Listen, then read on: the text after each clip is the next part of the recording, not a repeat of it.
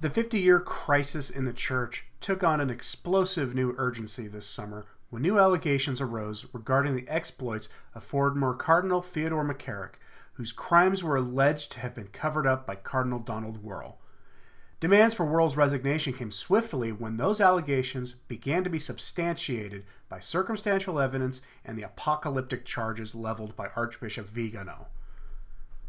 Wuerl had been quiet in recent weeks, save for at least 2 trips taken to Rome to meet with the Holy Father. The Pope's letter to Wuerl was made public this morning, and it reads as follows. To our venerable brother Cardinal Donald William Wuerl, the Archbishop of Washington. On September 21st, I received your request that I accept your resignation from the pastoral government of the Archdiocese of Washington. I am aware that this request rests on 2 pillars that have marked and continue to mark your ministry: to seek in all things the greater glory of God and to procure the good of the people entrusted to your care. The shepherd knows that the well-being and the unity of the people of God are precious gifts that the Lord has implored and for which he gave his life. He paid a very high price for this unity, and our mission is to take care that the people not only remain united, but become witnesses of the gospel. To quote, that they may all be one as you, Father, are in me and I in you, that they also may be in us, that the world may believe that you sent me. John 17:21. This is the horizon from which we are continually invited to discern all our actions.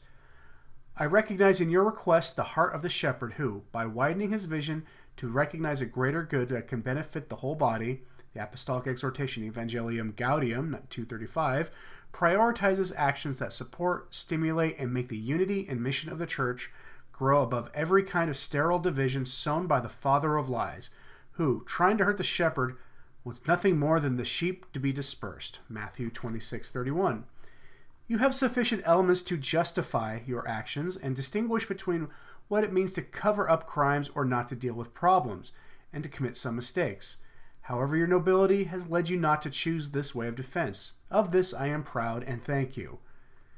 In this way, you make clear the intent to put God's project first, before any kind of personal project, including what could be considered as good for the Church.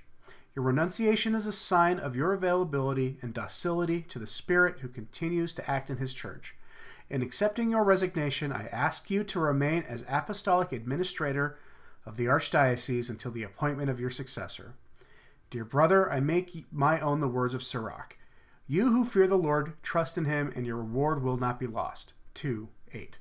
May the Virgin Mary protect you with her mantle, and may the strength of the Holy Spirit give you the grace to know how to continue to serve him in this new time that the Lord gives you. Vatican City, October 12th, 2018. Signed, Pope Francis. Wow. So, some thoughts. The Pope is proud that he chose not to defend himself in this way, despite making some mistakes. Let's revisit the claims against McCarrick, shall we? Former Cardinal McCarrick is credibly accused of having molested 2 teenage boys, as well as the sexual assaults of numerous seminarians, for which the various dioceses that McCarrick was responsible for had to pay out hush money in the range of hundreds of thousands of dollars. This was made possible by Cardinal Wuerl helping to cover up for McCarrick. Further, as the Wuerl letter makes clear, McCarrick was restored to positions of authority and influence by Pope Francis after he had been sanctioned by Benedict XVI.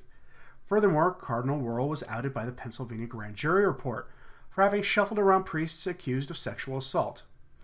In plain, blunt English, he helped cover up the crimes of sexual predators ranging from accused child molesters to those who targeted young teenage men and seminarians. And let's not forget the child porn ring run by a priest in his diocese, or the predatory behavior that involved marking abused kids with gold crosses so other predator priests would know who was safe for targeting. Just to be clear, Cardinal Wuerl covered up for organized sexual predators in his diocese, for a child porn ring in his diocese. So, Francis is proud of Wuerl, proud of taking the path of not shifting blame. What about real sanctions? And did you catch that dig at those who want to sow division and who are servants of the fathers of lies? It's unlikely that Wuerl will ever face charges for having aided and abetted a known sexual predator.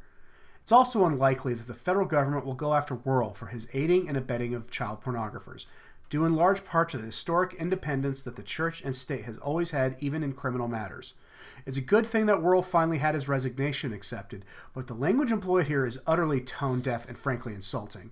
Wuerl should be either sent to the Vatican dungeons to live out a life of fasting, prayer, and penance, or perhaps publicly flogged, or he should be handed over to the federal authorities in the U.S. for prosecution. Instead, he's going to live out his years in cushy retirement. It's absolutely disgusting. If you like videos like this, like and share this video and subscribe, and click that notification bell below. I can be found on Twitter and Facebook with links in the description. For Return to Tradition, I'm Anthony Stein. Ave Maria.